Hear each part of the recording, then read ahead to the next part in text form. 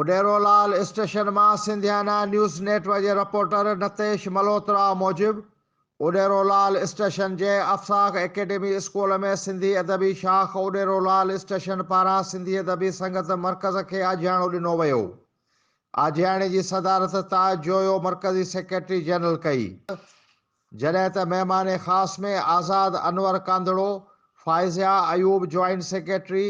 Ramzan Memon press तर्जुमान, Hasnain Sarang auditor, Pir Bahauddin Sirhindi, पीर मुजद्दिद सरहंदी, इक़बाल शाहीन, ख़ालिस बुखारी, मोहम्मद बारण, राज़ बारण, फ़तेह टालपुर, रब ॾिनो ख़ासकेली ऐं ॿिया शामिल हुआ।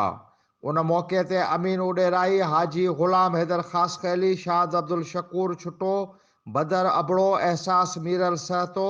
अब्दुल गफ़ूर छुटो ऐं ॿियनि शाइरनि पंहिंजी शाइरी पढ़ी दाद हासिलु कयो।